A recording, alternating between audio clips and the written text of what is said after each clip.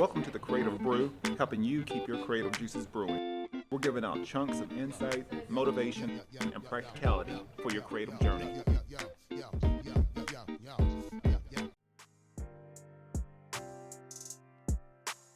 got some great partners with the Creative Brew. First of all, Panels, Comics and Coffee Bar here in beautiful Oceanside, California, right off of Mission Avenue. They've got some of the hottest graphic novels and comics out right now. They also have a wide assortment of merchandise, toys, as well as back issue vintage comic books, and that I'm sure has some hidden gems in there. If you mention the Creative Brew, you'll get 10% off of your next purchase. You can also check them out on social media at Panels Coffee or go to panelscoffee.com. My next partner is Elevate Coffee Trading, and if you appreciate specialty coffee, enjoy outdoor adventure, and love helping elevate the lives of children around the world, then you're going to love Elevate Coffee Trading. Their mission is to extract hope through love, coffee, and adventures. There's free shipping in the United States, and every bag of coffee helps sponsor health and education for children in coffee-producing countries and in areas of need in the United States. You can use promo code ELEVATE21 on your next order, and you can follow their journey on social media at Elevate Coffee Trading, or you can visit online at elevatecoffeetrading.com, and let's start extracting hope together. Another partner of mine is AstroPad, and if you're a digital creator like me and you constantly use your iPad Pro, you can actually use AstroPad to change your graphics tablet into another professional graphics tablet, so you can use Photoshop, full versions of Adobe Photoshop, Illustrator, InDesign, all your favorite programs right on your iPad Pro or graphics tablet. This has been an awesome tool for me because I'm always having to do some fine-tuning, editing, repainting, recoloring on various design projects or working on logos. AstroPad is a huge asset for me. For teachers and students and educators, they actually have a great deal going on right now. This is an annual subscription, so it's a subscription app, but it's been a huge tool for me, and I don't know what I would do without AstroPad. So you can check them out at AstroPad app or go to astropad.com. And my last sponsor is the Kobopod. Kobopod is a boutique video and audio production studio based in Oceanside, California. And if you're a podcaster, vlogger, content creator, you should really come by and check out the venue for yourself. Anytime that I bring in a guest, they're amazed by the setup, amazed by the quality, the production value. Like I said, I think the Creative Brew just went up a notch. I actually went up incredible levels partnering up with the Kobopod and been able to create, 4K video. Everything looks great. Even the photographer that we have on staff, I use a lot of their photography for branded assets for the Creative Brew, as well as the audio for my podcast and my radio show. So if you want to feel like booking your session, and maybe you're thinking about starting a podcast, or maybe heck, you want to just sit in one day. I'm doing a podcast, or I'm doing a show. Hey, come by, check it out. See the venue, see the setup, check out everybody. It's a great vibe here. But let's book your session today at kobopod.org. And another sponsor is Baba Coffee, that is here in here in Carlsbad, California. Great vibes, good coffee. I love the setup over there. They actually offer wine, coffee, dessert, food. I love the avocado toast over there. Check it out. That's one that I would recommend. And right now, they're actually every Sunday. And it's actually going on right now. Is they have live music and food trucks, I believe. So they'll have a chef there as well as live music. So come by, go by Baba Coffee, and they're there for a few hours. So they usually have some different entertainment every Sunday. So go by there, check it out. So I wanted to give a special shout out to my new sponsor for the show, Baba Coffee. Today we have a new guest. I've been doing like a little mix of past guests and new guests. We met through a mutual friend, Mike Moore, and I was checking her out. I was like, man, she's a animal. So she is if you don't know her, I'm sure a lot of people in the MMA and jiu-jitsu community knows her. She's actually I guess a nominee for the Fire of the Year. For my Creative Brew audience, like I said, this is a new guest and someone to check out. So I usually bring on like a mix of thought leaders, athletes, entrepreneurs, creators, and so this is someone I definitely wanted to meet and sort of get her insight and her journey and but yeah, without further ado, I'll let Amanda tell a little bit about her and where she's at now. Okay, so my name is Amanda Leve. I am 25 years old. I started in Brazilian Jiu-Jitsu when I was 11 because my dad and my uncle would always watch the UFC and they like loved it. So I guess they just assumed it would be a great sport for me and my brother to get into. And then he like threw me in my first tournament in like 4 months. I had like absolutely no idea what I was doing. I still can't believe he like threw me in my first tournament and I had no idea what was going on. But I guess like die by the fire, live or die by the fire kind of thing. Like just threw right in, and I just have been competing in jiu-jitsu ever since that first tournament. I've won worlds multiple times at different belt levels. I've competed against like some of like the best in the world, and then some of the best MMA fighters too for jiu-jitsu. Like Katzengano, I grappled her when I was 16 years old. Sarah McMahon, I grappled her when I was like 18 or 19 years old. Um, and it's just been really cool just to even come across like high level women like that. Um, so yeah, so now I'm transitioning more into MMA, where that's like my goal is now is it's always been MMA, but for a while I was having trouble getting amateur MMA fights, and then once I couldn't get them, I was just like, screw this, we're going professional. So I just again threw myself into the professional, and I had my first professional debut in August for the PFL, which is like a cool. It's like a top organization. They pay well. They treat their fighters super awesome. And I won that in August, and then I took that momentum over to September, which is where I fought Gabby Garcia, who was the number one, um, well, the favorite of that tournament, and then she's also the number one in our weight classes, which is 145 plus, but her weight class realistically is like over 250. So that was really an interesting match. So if you guys want to check that out, it's on YouTube. Amanda Levy versus Gabby Garcia. But yeah, that's pretty much my story. 145 and up. It's just a broad, so anyone could just come in and so do you have to with that? Did you have to be like a certain belt level in that certain competition, or I didn't know?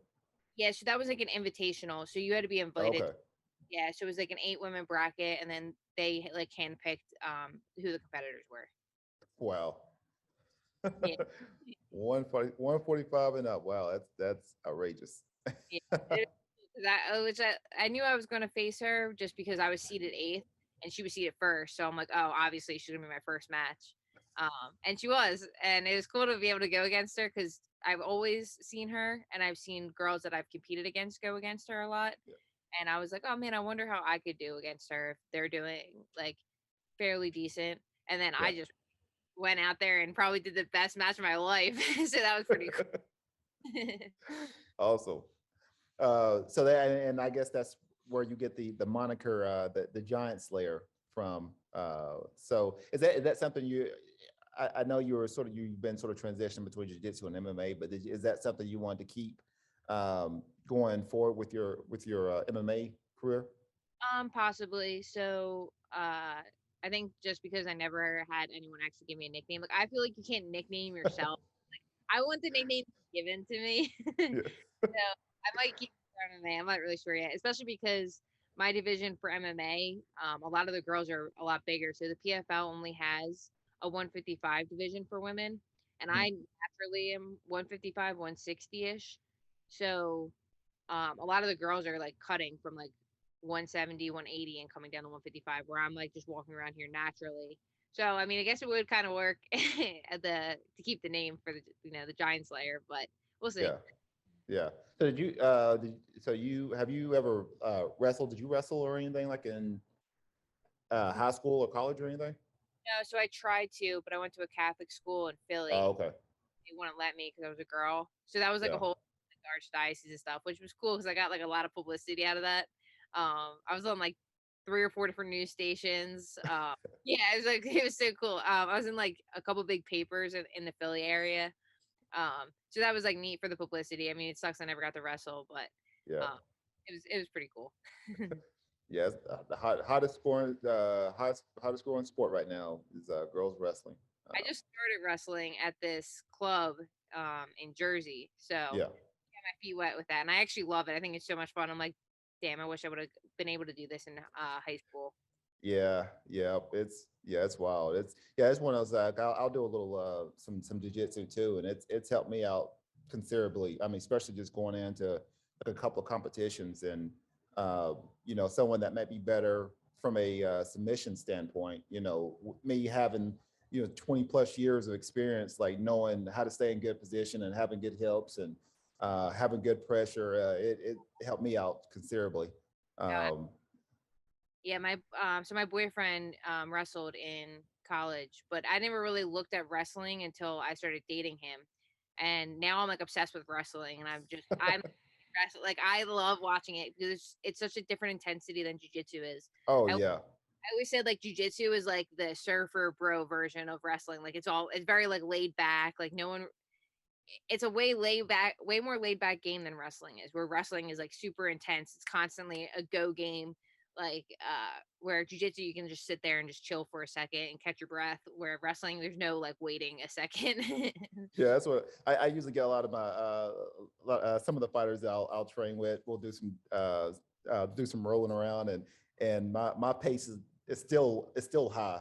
And a lot of them can't deal with that. And then usually when they get winded or they're like some of them don't have like great cardio and I'm just like all over them, then they just give it up. But I'm starting to learn now more of the intricacies of jiu-jitsu and knowing when I can sort of like you're saying, get a little bit more relaxed, like chill out for a minute.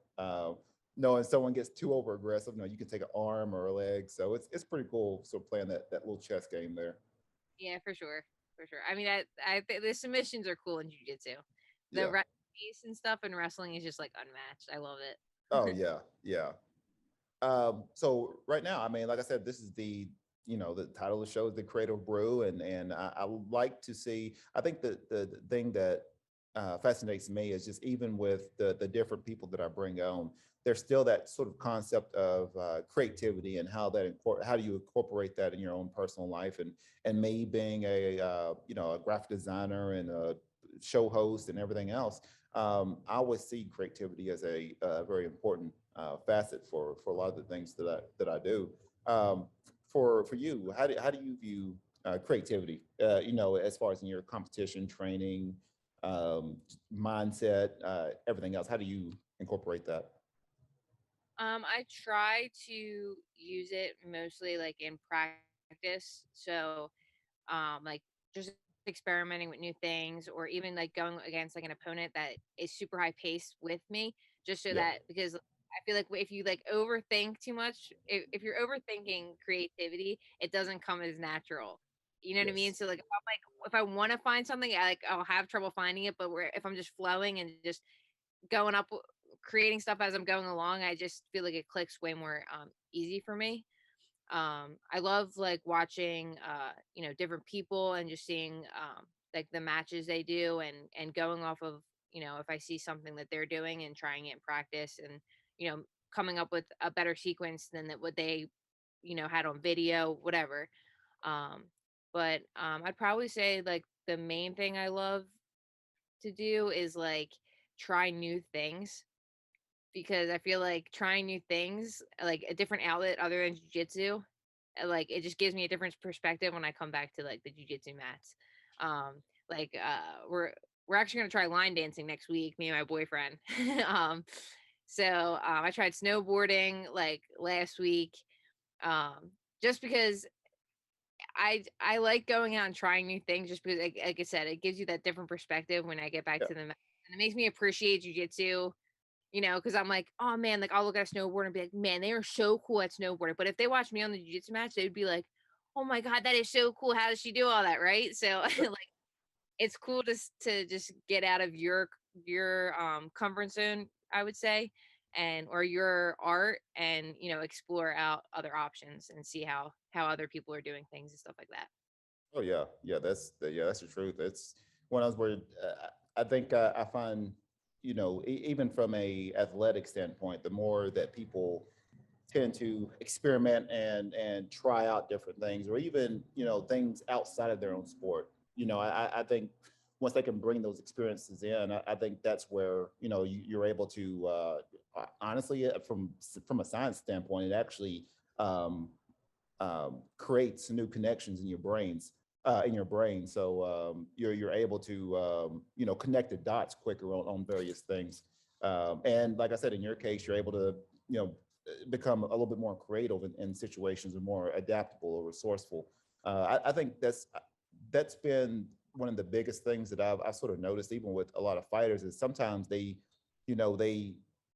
not to say it's good to stick with what works, but sometimes, especially if you're trying to grow as a fighter, you have to get those outside experiences in. You have to get maybe another perspective from a different coach, or maybe from someone that has no clue about the sport whatsoever. Get that perspective in, and then see if you can incorporate that, or not. I think you use that's a great point. Is just being able to use those different experiences and use that as part of your creative outlet. Yeah, like broadening the horizons kind of thing. That's what I like love doing. Just going Yeah. out trying different. Um, I know I'm pretty lucky too because I've been to a lot of different jujitsu schools over the last 13 years of training. So I've gotten Hmm. different looks from different coaches. Whereas some people stay with one because that's like a big thing in jujitsu is like loyalty to like your school, Yeah. which extent, I get to an extent, but I think if you want to be like if you want to like broaden your horizons and get like that extra edge, I think you have to like look for different options or even training different training partners just to get again keep you constantly facing like a different adversity so that you can experiment and see different openings for. So I've been to like five different schools over the last 13 years, and then different people like helped mentor me in those schools. So I've gotten a lot of different looks over the years from different jiu-jitsu people, which is pretty nice. That's cool. Yeah, I'm a big advocate for cross training. I do a little. I'm actually a part-time wrestling coach. I help out with my fighters with their wrestling. But I tell them, hey, look, like go to another gym. Like I need you to get another perspective. I was like, because I'm not going to know everything. If a coach says, hey, look, you need to, I mean, and what you talked about, yes, I'm real big on loyalty, but at the same time too, if you want your fighter to grow, um, and you have a culture that allows people to sort of grow as their own fighter, you're not going to have any kind of, uh, you know, you're not going to feel like, well, if I let them go, they're not going to come back. You're not going to have that. If you feel confident as a coach, let them go. Like let them, grow as a person. I guarantee you they're going to come back to the people they're loyal to, and continue training, but they have to be able to get those outside experiences to be able to grow, because you do that, you put a limit on somebody's potential. um, if you just say, hey, look, you just stay with this gym, and then that's it. I mean, it's just, you can't do that. So I'm a big advocate for cross training. And I know it's sort of weird how some of those coaches are not, they're like, no, stay here. And um, yeah, I wish more coaches would do that, and not feel the fear of feeling like, well, I'm going to lose my best fighter if I let them go to another gym. And I think ultimately it's up to that fighter anyway. But I think if you have that trust factor and you give them that leeway, I think they're going to come back naturally. They're not going to just leave. But Yep, exactly. Like it just like goes to show you too, like if you're confident as a teacher or a coach or whatever, that they should, like you should be able to let them go if you're confident enough that in your abilities too. So I yeah, like that. yep. Um, so right now, I mean, I know you have a lot of things going, and I know you're a busy woman. But what things are inspiring you right now? What things you wake up in the morning before you get ready to train, or even getting ready for a fight? What things are driving you right now? So I'm always like a goal oriented person. I've always been like that. Like, if I don't have something like to strive for, I'm not going to do it. um, right now, what's a big motivating factor for me is I started school back in September, and I'm just starting my spring semester now. So I didn't go to college right after high school. I like took a 6 year break. Um, so I just started back in September and getting like my feet wet with like relearning things that I forgot and like having to be on more of a schedule because now I have to fit in like schoolwork along with training. Yeah. Has been a really good like motivator for me because I'm like, okay, like I'm just constantly on a schedule every single day where I'm like waking up, eating, training, schoolwork, training, schoolwork, like going to bed, repeat, like all the time. So it's definitely keeping me on track and not I guess too, now that I'm paying for my college, that's another big thing too, right? Yeah. So when I was like in high school, I was always like just did what I had to do to get by. Could have been like a way better student, but again, I like was like athletic. I did all the sports, and then I just did what I had to do. Average student, whatever. But now that I'm actually in school and I'm paying for it myself, and can appreciate um, an education more, uh, I'm actually taking it seriously. Like I am worried about my grades. I'm worrying about studying. So it's definitely been a big motivating factor for me, just because I want to, you know, have a life after fighting. So Yeah. I think a lot. It's what a lot of people like miss. Like, yeah, you can be the best fighter. You can do all the things, but at the end of the day, what are you gonna do after fighting? And so that's what I'm trying to like look forward to too. Like, don't get me wrong, I'm not missing any training. I'm not like I'm not compromising my training for school right now. Yeah. I'm doing it at my own pace, taking it easy. Um, just so I can have a better future after fighting. So once I'm done fighting and I want to have a family, I can start doing that. Yeah, that's a great point. I think a lot of fighters feel like this is the end all be all. Is like, no, it's just a platform. You're just on a larger platform for something else greater. You got if you want to be in, pursue a social movement or be an advocate for it, or the creative arts, or start a business, or or even having that foundation from an educational standpoint, like you've got a great platform with what you're doing between MMA and grappling to be able to do the things that you want to do. And I think a lot of them feel like, I want to get to the UFC and then that's it. And like, no, it's never it. I mean, especially if and that one of the big things, even with me starting to been training wrestling forever, but really starting to get into jujitsu and different concepts, is like you're never going to stop learning. Like you're literally going to be a white belt forever. Yep. Um, and you will keep learning, and you'll keep bringing in new styles or new ways of thinking, and use that to go to the next level of your life.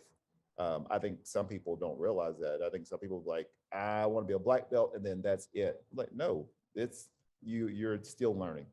And if Um, you don't use it, you lose it too. A lot of people yeah, don't get to. I mean, I don't. I would imagine it's kind of the same for wrestling, and not that you lose it all, but your timings gets a little bit hazy, yeah, and like the moves get a tiny bit hazy. But you know what too? What helped me was in 2020, I was actually supposed to go professional at the end of 2020, and I tried to get medicals done, and there was like something showed up on my MRI of my brain, and they were basically telling me that I could never fight again. And I went like through a depression thinking like I identified myself as a fighter, right, for so long. And I'm like, "Oh my god, like it just got taken away from me. Like who am I supposed to be now?" So at all of 2021, it was just me trying new things, getting back to training once I got cleared, because I got cleared in February of 2021. And it was just me trying new things and like being comfortable with knowing that this is going to end. Like identifying as a fighter, it will one day end. Yeah. Which isn't necessarily a bad thing. But it like once I found out that I couldn't fight, I literally like tore everything out of me. But now that I can accept it and like know that it's going to end now, and now that I'm able to actually fight again, thank God. But um just like having that identity ripped off of me was just so like was completely devastating for me. So that's also what led me to go back to school, because I'm like, okay, well, if I can't fight, like I need to think of stuff to do that I'm going to enjoy. I don't want to be at a friggin' dead end job and like hating my life. So Yeah. that was like another motivating factor for me, was realizing that I just can't identify as a fighter my whole life. That's cool. So what? So what are you going to? What are you going to school for? Nursing, so That's healthcare. cool. Yeah.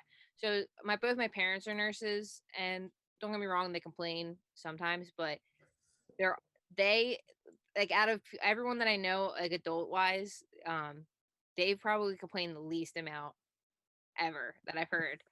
And I guess because it's a fulfilling job if you're helping people. Yeah. Um, that was like another motivating factor for me. And I'm like a people person, so um we will see how it goes. That's awesome. And that especially the nursing industry, that is in hot demand right now. So you'll always have a job in nursing. So um, man, that's great for you. Good deal. So right now, this is something that I ask all my guests. What is a creative tip or tips that you can provide our audience? um I would probably say um practice on being less judgmental. 2021 was a big year for me. I feel like I was doing everything right, everything right. So I practiced was big on practicing being judgmental, and I was exploring a lot. Just getting out of my own environment, my typical environment. And I was talking to a lot of different people, like just exploring. So I would say my creative tip is to just get out of your comfort zone, go and do stuff. Action, action. That was a huge thing for me. Action, not complaining about things and just doing stuff. If you have to, I don't know, write a paper, and I wouldn't complain about it, I would just do it. Once it was done, it was done. I had nothing to complain about after that. So action is a big key factor for me, at least. That's awesome tip. That sort of goes back to something I'd heard a while back. It's actually from a speaker, and he just talked about your action being your true religion. Like we can believe and we can pray for certain things, but until you put the action in to actually make it a fact, make it actual reality, then it's still gonna be a daydream. But it's like you got to put in the action, got to put in the work, and just staying consistent. Yep. Um, so So, like great tip. I want to do something. I want to do this. I literally went and did it the next week. I made sure I did it. And it annoys the crap out of me is people who are, because there's a lot of people, a lot of adults in my life growing up that always were like, oh, I don't have the time. I don't have the time to do this. I don't have the time to do that. And I'm like, make the damn time. Make the time. Like I'm like an adult now, and like if I want to do something, I make the time to do it. Like I am not going to be the person that goes, "Oh, I don't have any time." I will make that time available for me. I don't care if I want to do something, I'm going to do it. So, have that attitude, people. Yep, that time. You saying you don't have time, it's an illusion. You make the time for it. Exactly. That's great. So right now, I mean, what are some words of wisdom before we sign off? What's some words of wisdom that you can give our audience? It could be something that once people hears this episode, or it could be a couple of years from now when Amanda's blown up and they're like, oh, I might want to check this episode out. What's some words of wisdom that you can give our audience? I would say probably keep moving. Don't stand still. Just keep moving forward.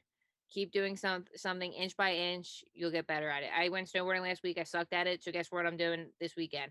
Snowboarding. So I want to get good at it. So I'm going to get good at it. If you want it, go and get it. Right now, what are some upcoming projects that you're brewing on? I know you do a lot of seminars and you got other things going on. What's some upcoming things that you're working towards? I have a few seminars, which I'm like super excited for. The one is in Colorado, so it'll just be nice to go to Colorado because it's a place I always wanted to go to. But I'm looking forward to an MMA fight in like the springish, Aprilish, Mayish. So the PFL that I fight for, they don't have their first card until around that time. So that's when I'm assuming I'm gonna fight. So I'm preparing like I'm gonna be fighting in May or April or May. Um, and I have a grappling match in March. That hasn't been announced yet, so I don't know if I can announce it, so I won't say anything. But that's gonna be an awesome match because it's against a girl that I've always wanted to compete against. So it'll be cool. It'll be on a bigger stage. So I have that, and just trying to get better at little things like snowboarding, maybe some line dancing if I like it next week, and yeah, that's about it. Great, great. So how can people reach out to you for any kind of potential fights, media inquiries, other opportunities? What's the best way to reach out to you? Um, you can follow me on Instagram at Amanda Leve _ MMA, and also Amanda Leve, our info #4 Amanda Leve at gmail.com. Great. Well, like I said, continued success for 2022 for you. Good luck on all your upcoming fights and opportunities. I hope you wipe out everybody. Also too, how did have you got a shirt? Did you get the new Giant Slayer shirt? It's great. It looks absolutely awesome. Thank you so much for the design. It was literally perfect. Good deal. Good deal. Glad you like it. So once again, hey, this has been another great episode with Amanda. Thank you for you coming on. You get a chance, please check out all the things that she's got going on. She's tough. Number one, I'm gonna say number one grappler in the world. I'm going to call that out right now. If you see her on the PFL, and I'm sure she'll be knocking out some people here in the next fight or so. Thank you again. Once again, there's different ways to support this show. If you want to check it out, if you're interested in the show, you can go to www.buymeacoffee.com/the Creative Brew, and for the cup of for the price of a cup of coffee, you can help support the show. Also, too, this show will be on all of our podcast platforms, on Spotify, SoundCloud, Facebook Podcast, and Apple Podcasts, and then video portion will be on YouTube, as well as snippets of this will be on Instagram, and then also the full video show will be on the Facebook page for the Creative Brew. And another great episode with me, your show host, Quantel Langford, and Amanda. Be creative, stay inspired.